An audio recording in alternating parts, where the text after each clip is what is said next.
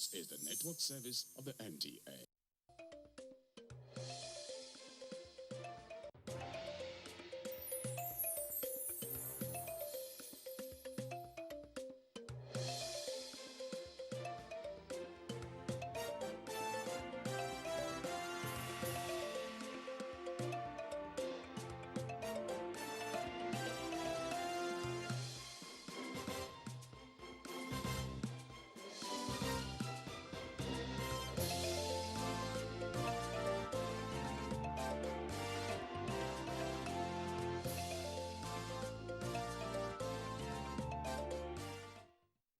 Migration of Nigerian health workers for greener pastures, its implication on public health and the economy. Catching them young, NAPTIP takes sensitization against human trafficking to secondary schools. Plus, National Youth Service Corps creates nationwide awareness on environmental sanitation. Thanks a lot for joining us on this week's edition of The Correspondent. It promises to be exciting and interesting as usual. I am Tessie Omeri. You're welcome. Now let's begin with the impact of migration on Nigerian health workers. The prevalence of international migration by Nigerian health workers is a threat to public health as it mitigates the attainment of the World Health Organization prescribed doctor-to-population ratio. This is the opinion of health practitioners who lament that medical brain drain is a limitation to effective health care services and impacts negatively on the nation's economy. Correspondent Ifoma Aikoji tells us more.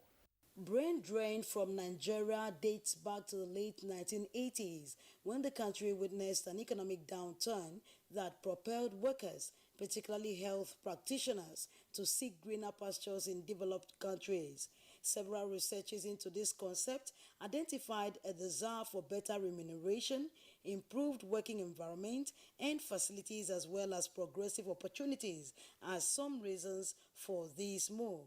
Over the last 1 year, we've lost more than 50 specialists. What I mean by specialists, I'm talking about resident doctors, senior registrars and consultants, or close to, if not more than close to the diaspora.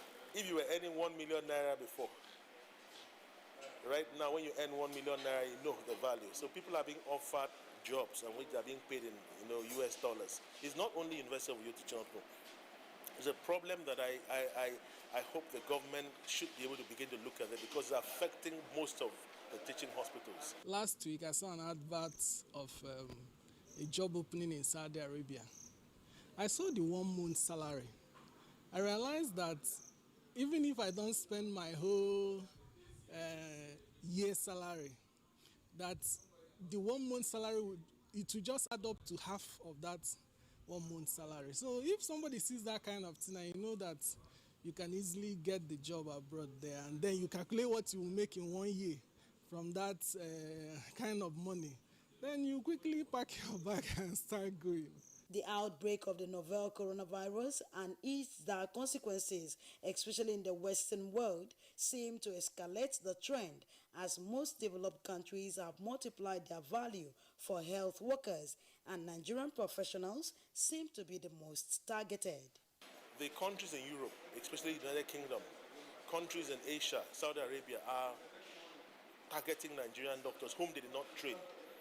The Nigerian government has spent, it takes you millions to train a doctor from your university through your residency program, minimum of 12 years of training. And these people are just living like that.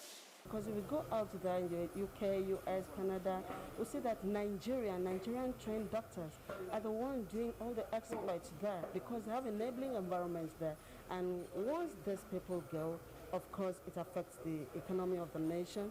There's capital flights, and you can't compare if they're here to practice and add value to the system. They create the expertise to go and improve those economies. And we see that blacks and Nigerians all over those places doing great exploits in medical practice out there. We don't even have the WHO prescribed doctor to patient ratio, and yet a lot of doctors are migrating. So that means there will not be enough doctors to be treating patients here. So if the populace that are sick cannot access enough health care, then they will not be able to contribute to the economy, so there will definitely be a downturn. Dr. Uche Eziago is a young honorary consultant anatomical pathologist. For him, given the opportunity, he will toe the same line, but this time for a more professional reason. Since I'm a pathologist and I'm seeing a lot of breast cancers, so I actually want to go abroad to do more training in cancer research so that I can come back and then apply what I learned abroad. So that's my own reason for wanting to go. Okay. Because the equipment that is needed to do proper cancer training is actually not available here, particularly for the fact that the kind of breast cancer we are seeing in our environment doesn't have a specific drug treatment. So that when I come back, if I can have an innovative result so that our patient will now begin to benefit. Anytime we give a pathology result, we now know, okay, we've discovered that this is the way to treat it best, and then they will now be surviving.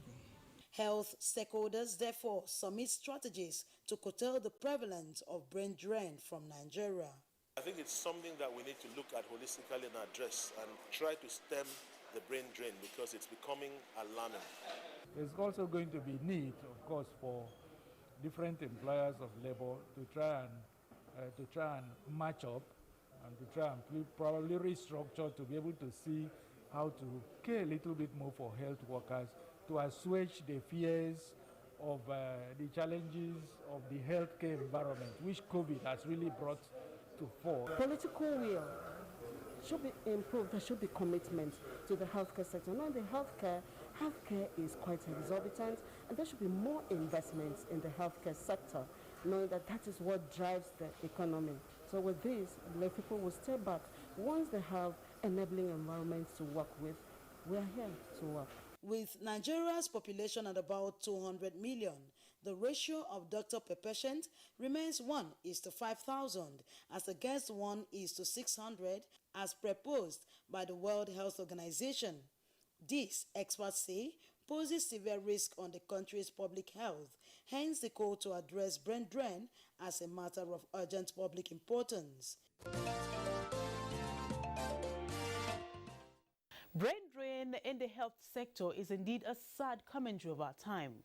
We hope this will be addressed urgently. Many thanks, Ifoma. And to another issue that requires urgent attention. In a world where young people are exposed to various forms of societal ills through the social media, the need for sensitization have become more urgent, especially in the fight against human trafficking. It is against this backdrop that the National Agency for Prohibition of Trafficking in Persons, NAPTIP, Imo State Command, has taken their campaign to schools in the state. Correspondent Beatrice Anyam has the report. Available statistics at the National Agency for the Prohibition of Trafficking in Persons, NAPTIP, shows that Nigeria has recorded over 17,000 victims of human traffickers, while over 7,000 arrests have been made of suspects. Stakeholders say trafficking in persons, otherwise described as modern-day slavery, is an ill wind which blows no one any good.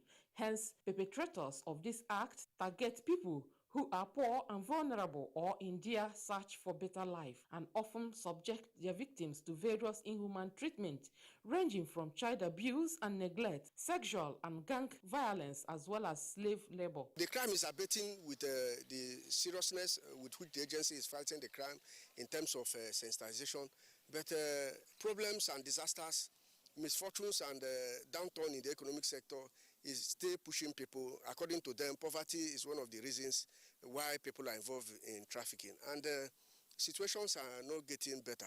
Government is doing its best, but a lot of people still want to pick money without working so hard for it.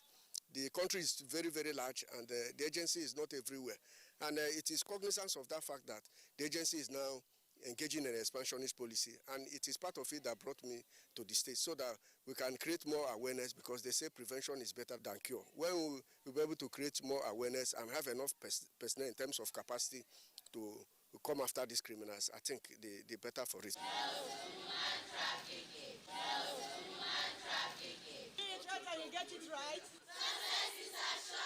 To nip the scourge in the bud, the National Agency for the Prohibition of Trafficking in Persons, NAPTIP, Imo State Command, has taken their campaign to schools to sensitize students on the categories of human trafficking and how to avoid being victim.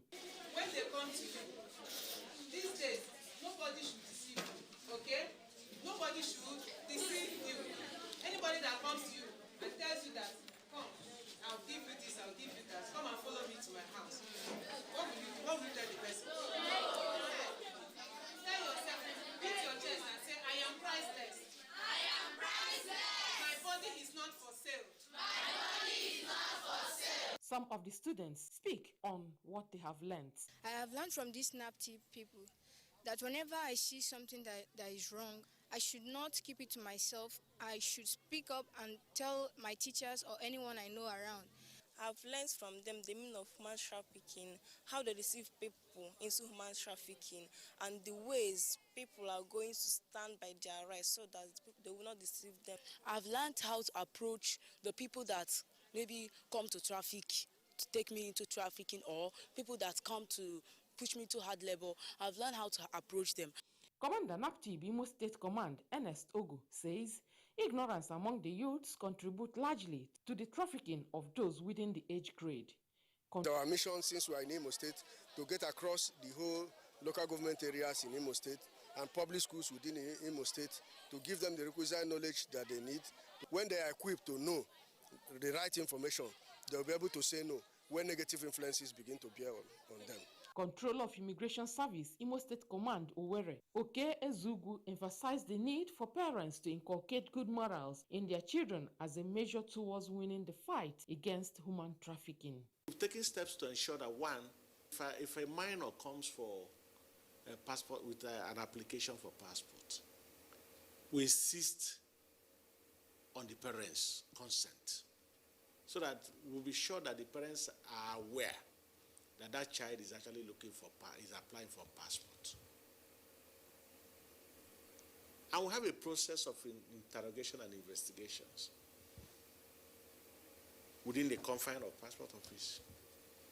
And of course, we have ways and means of cross-checking information supplied. If somebody supplies information from so and so place and so person and all that. We always find out. It is the consensus of stakeholders that if the fight against human trafficking must be won, all hands must be on deck. And joining us to speak further on the campaign against human trafficking in Imo State is our correspondent in Owerri, Beatrice Anyam. She joins us via telephone call. Hello, Beatrice. How is Owerri today? Okay, Beatrice, human trafficking is now seen as part of the evils of modern day. How did the country get to this point? Okay, according to what I gathered from the field, from stakeholders, economic downturn in society is one of the major contributors. The problem of unemployment is another major contributor. If one is carefully employed, obviously there won't be any space to accommodate basic thoughts. Just like you and I, you know, you are there, you're right in the studio. Yes. And I am. Yes. Also, after a while, we will also go out in the field and we'll deal with our gathering information. Sure. So that we feed the people appropriately. And if some other person is some other place, and the person is doing some other things right, I think there won't be room for people to think of going into trafficking in essence. Okay. That is a good contributor of us. Another one is get-rich quick syndrome. The desire to go out money without actually working hard for it. You know, it is also a contributor and also borders down to unemployment. But the parent of all is poverty. The poverty in the land.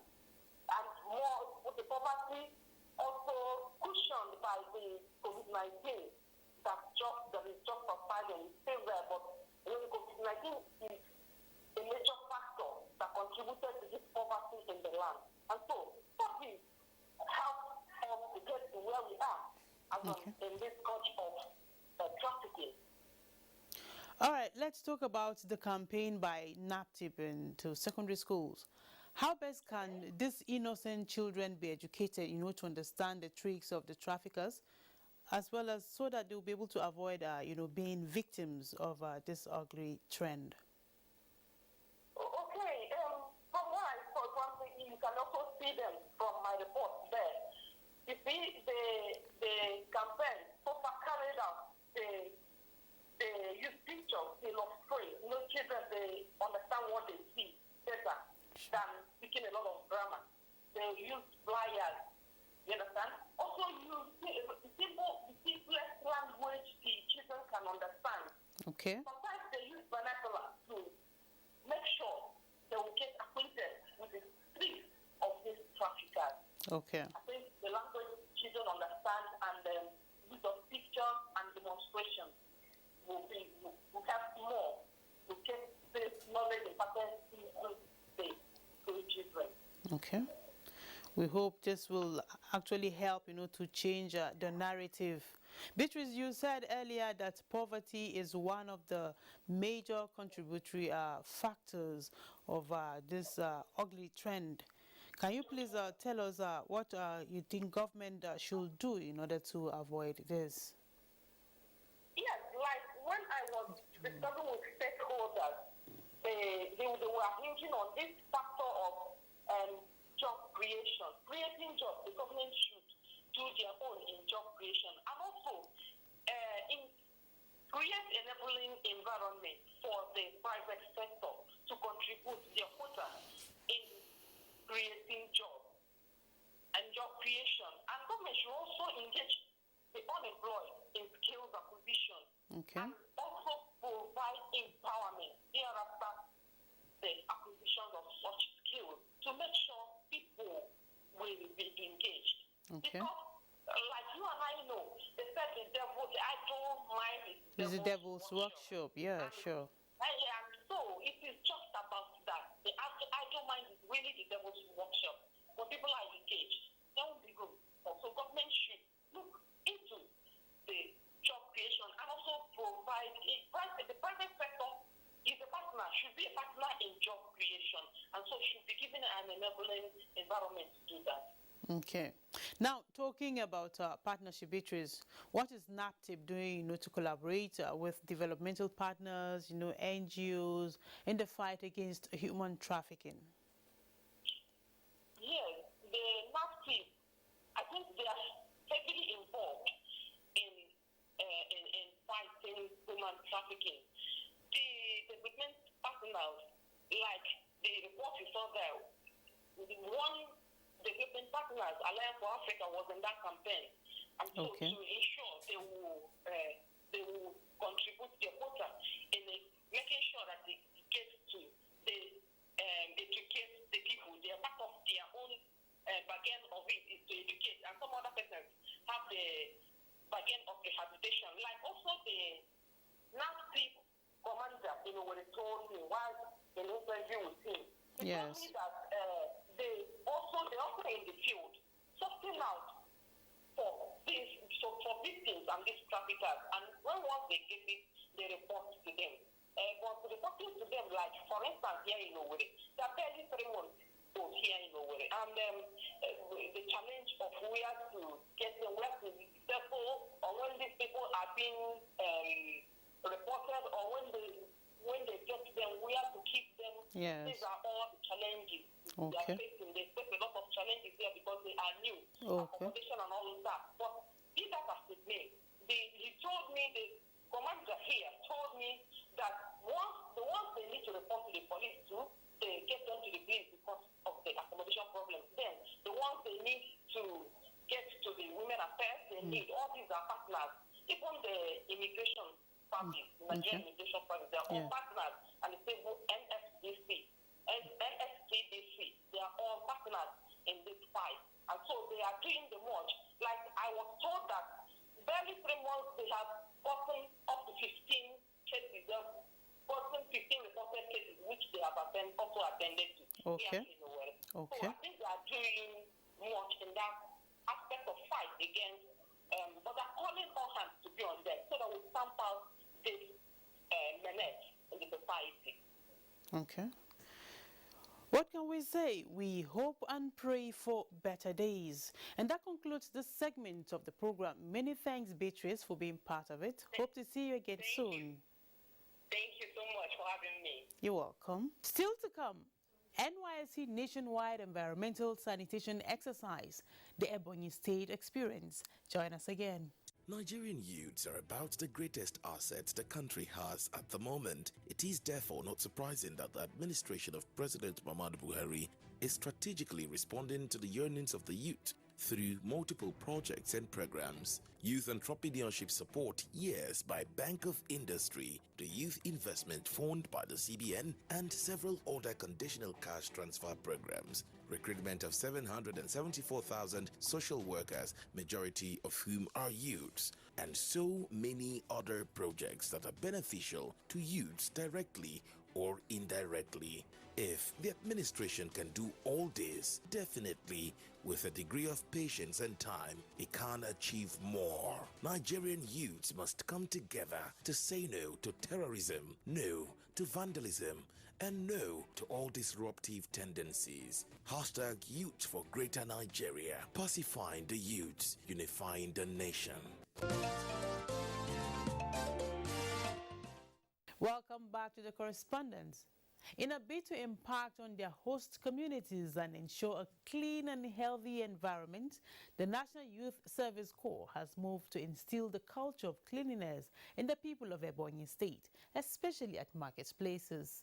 Correspondent Ijeoma Peter Nwante covered the flag-off of the program in the state.